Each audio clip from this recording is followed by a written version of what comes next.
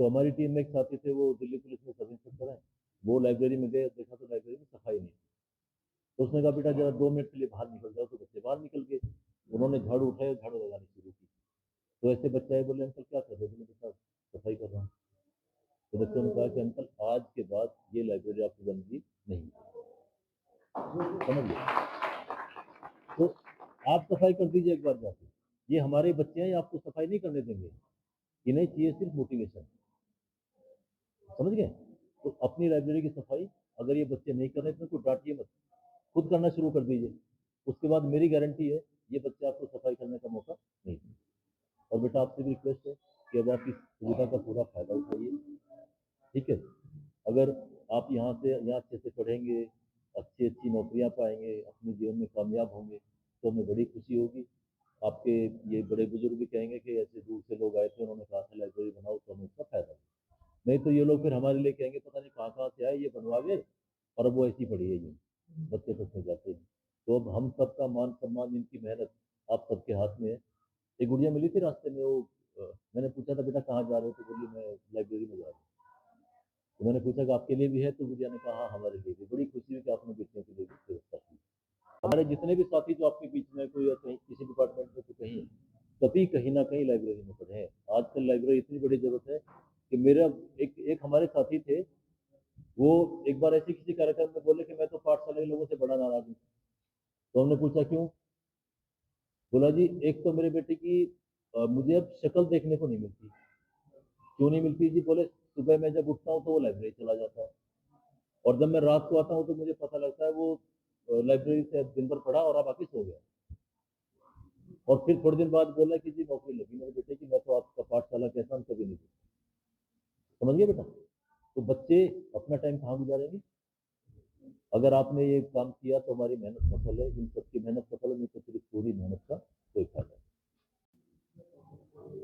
जिस तरीका से बच्चे को अगर महान बनाने का काम करती है तो उसकी माँ करती है, जिस तरीका से शिवाजी को अगर महान बनाया था तो उसकी माँ ने जो है ना महान बनाया था। क्या नाम था उसका? है जीजाबाई। तो इसलिए आज देखो स्कूल के बाहर लिखा होता है, संस्था के बाहर लिखा होता है कि शिक्षार्थ आइए और सेवार्थ जाइए। कि ये जो सब लोग आए हैं कि शिक्षा के लिए तो आप ज्ञान लेने के लिए आए हैं, लेकिन उस ज्ञान को बाहर सेवा करने के लिए जाना पड़ेगा, आपको बच्चों को जगाना पड़ेगा। और आज मैं आपको बताऊं तो साहबों सारे बैठे हैं यहाँ कि सपने वो नहीं होते जो सोते टाइम आते हैं, सपने तो वो होते हैं जो सोने नहीं देते। आज में कंपटीशन का जमाना है, हमारी ये बच्ची बीए कर लेंगी, अरे इनको जेबीटी कराओ, बीएड कराओ, इनको कोचिंग कराओ, जब तक जॉब में सर्विस नहीं आए। किस लिए बीए करा रहे हो जी आप? सिर्फ 2 साल की तो बात रहेगी, उसको जेबीटी बीएड कराओ। ये बेचारी क्या करेंगे? तो चली जाएंगी। लड़की को पढ़ाने का मतलब है 2 घरों का सुधार होना। क्यों जी? आज जो सबसे ज्यादा जो हमारी कौम गुजर इफेक्टेड हो रही है, हम जाग कर भी अनजान बने हुए हैं भले। क्यों जी? शादियां हो रही हैं, गाड़ियां में लुट रहे हैं, उसमें लुट रहे हैं।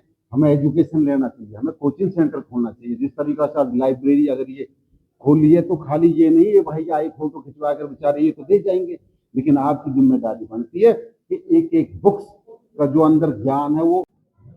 एक्चुअली कोराली गांव में लाइब्रेरी की शुरुआत जो है इस गांव के इतिहास में एक मील का पत्थर साबित होनी है। असल में मैं तो इस गांव में बीच बीच में वैसे आता रहता हूँ। लाइब्रेरी जो है कोराली गांव में, बड़ौली गांव से हूँ, हमने भी अपने गांव में लाइब्रेरी बनाई है। लेकिन कोराली गांव के लोगों ने जिस तरह से लाइब्रेरी बनाई है ये काबिल तारीफ तो है ही, साथ में इनकी कर्मठता भी काबिल तारीफ है कि उन्होंने इस बात का भी तय किया है कि इसके संचालन में किसी तरह की कोई बाधाएं नहीं आए। और यहाँ सबसे बड़ी बात जो मुझे लगी कि यहाँ महिलाओं का जो नारी शक्ति का जो इसमें सहभागिता है वो यहाँ आकर के इनका निरीक्षण कर रही हैं, बार बार देख रही हैं, बेटियों को भेजने की गारंटियां दे रही हैं। और वो कह रही है कि हम अपनी बेटियों को चूल्हा चौका से अलग हटा करके ऑफिसर बनाने की प्रक्रिया में काम करेंगे। और ये बहुत बड़ी बात है। और इससे ऐसा प्रतीत होता है कि आने वाला जो है वो टाइम कोराली गांव जैसे गांवों का है, वो गांव के उन बच्चों का है जो नए कीर्तिमान स्थापित कर रहे हैं, जो मेहनत कर रहे हैं। बच्चों से मैं ये कहना चाहूँगा कि इधर उधर घूमने की बजाय स्कूल और कॉलेज टाइम के बाद का जो आपका समय है, उस समय को आप लाइब्रेरी में बिताएं और पढ़ाई पर अपना समय खर्च करें और पढ़ाई के माध्यम से जीवन में उच्च स्तर हासिल करें।